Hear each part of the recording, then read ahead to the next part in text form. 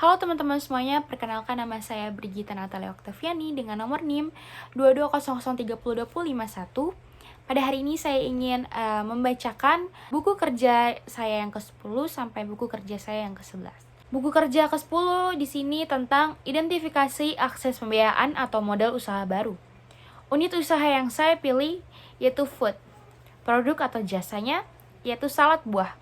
Elemen yang pertama yaitu identifikasi pentingnya pembiayaan atau modal. Kriteria untuk kerja yaitu ada 3. Yang pertama, alasan kebutuhan modal usaha baru diidentifikasi dapat mencakupi siklus pengembangan produk yang panjang. Lalu kriteria untuk kerja yang kedua, sumber-sumber modal personal yaitu dapat mencakupi dari dana pribadi pendiri, lalu teman dan keluarga, lalu sumber bootstrapping.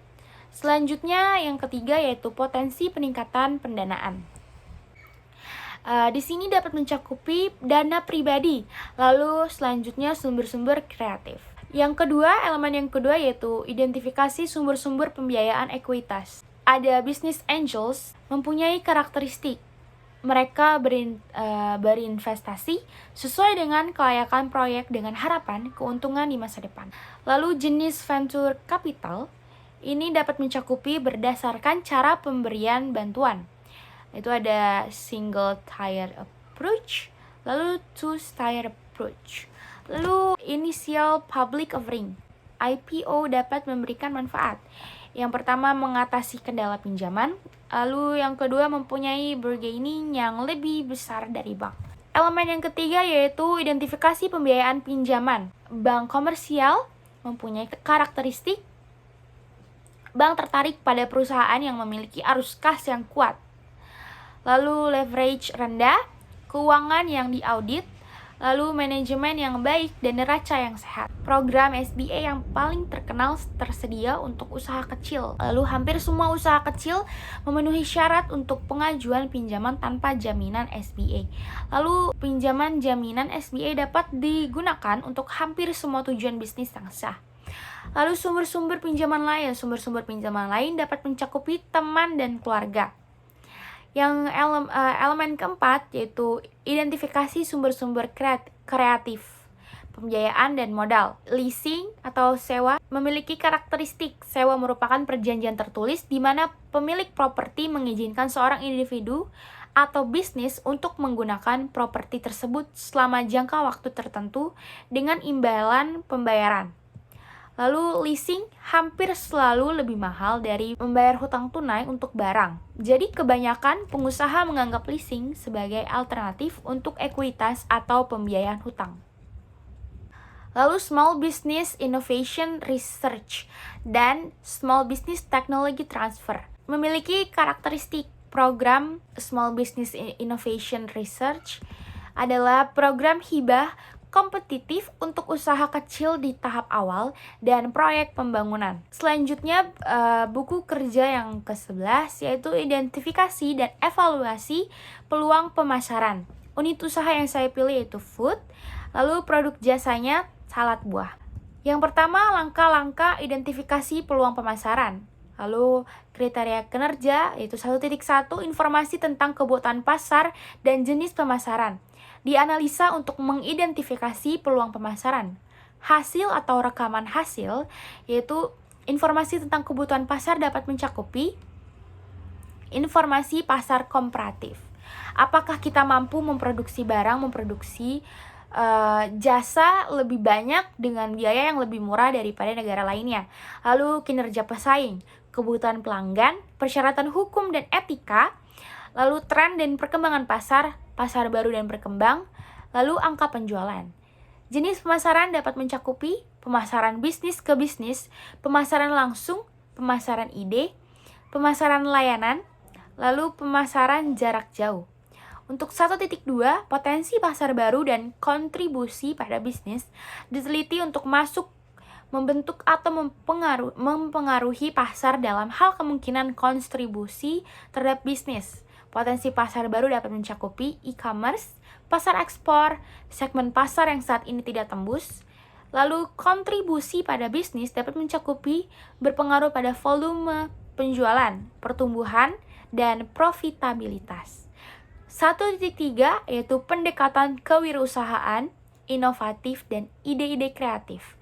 Diidentifikasi untuk aplikasi bisnis potensial mereka dan kembangkan menjadi peluang pemasaran potensial.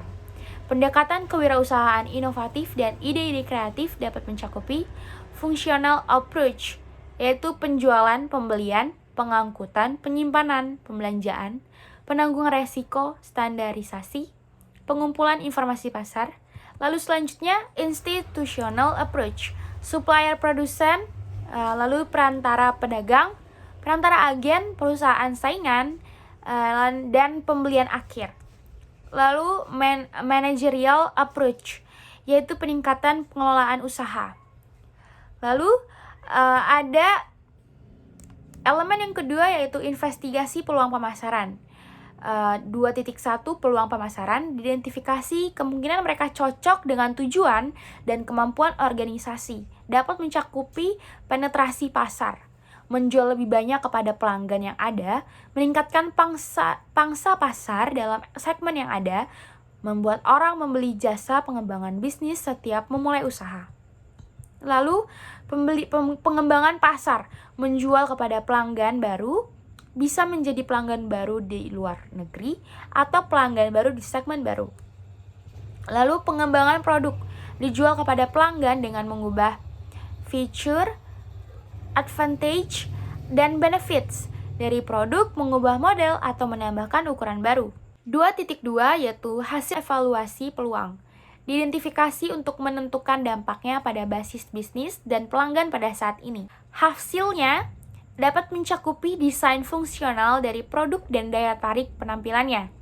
Lalu fleksibilitas memungkinkan adanya modifikasi ciri luar dari produk untuk memenuhi permintaan konsumen atau perubahan teknologi dan persaingan. Lalu selanjutnya daya tahan bahan baku produk. Lalu standarisasi, lalu kemudahan untuk diproduksi dan diproses. 2.3 kelayakan finansial dari setiap peluang pemasaran. Dinilai berdasarkan faktor eksternal, biaya, manfaat, resiko, dan peluang. Kelayakan finansial dapat mencakupi faktor eksternal, kode praktik, kebijakan, dan pedoman, peraturan, undang-undang yang relevan. Lalu biaya, lalu manfaat, dan peluang. 2.4 kemungkinan strategi pesaing potensial, diidentifikasi dari pesaing dengan produk atau jasa yang sama. Strategi pesaing dapat mencakupi pemotongan harga, kupon, penjualan 2 untuk 1. Selanjutnya 2.3 ranking peluang pemasaran dalam hal kelayakan dan kemungkinan kontribusinya bagi bisnis. Ranking peluang pemasaran dapat mencakupi seasonal topic, lalu new topic. Yang elemen ketiga yaitu evaluasi perubahan yang diperlukan untuk operasi bisnis saat ini.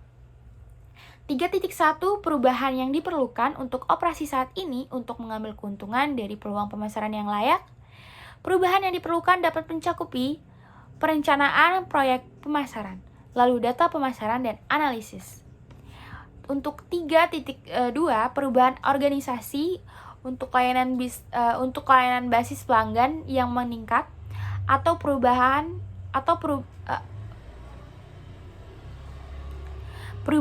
organisasi dapat mencakupi struktur organisasi berbasis produk, lalu struktur organisasi berorientasi pelanggan, lalu struktur organisasi berorientasi pasar atau wilayah, lalu organisasi lini dan staf. 3.3 perkiraan kebutuhan sumber daya untuk operasi yang diubah. Perkiraan kebutuhan sumber daya, staf tambahan, biaya distribusi, peralatan, biaya produksi, biaya promosi, penelitian dan pengembangan, lalu pelatihan staf. 3.4 komunikasi kelayakan membuat perubahan pada operasi saat ini kepada pemangku kepentingan utama. Komunikasi kelayakannya yaitu staf keuangan, manajer, tenaga pemasaran, pemilik staf produksi, lalu pengawas. Lalu selanjutnya 3.5 dokumentasi peluang pemasaran yang baru, diidentifikasi dan perubahan yang diperlukan, yaitu berikut linknya. Tadi itu adalah buku kerja ke-10 dan buku kerja ke-11 yang telah saya isi. Semoga bisa bermanfaat. Sekian dan terima kasih.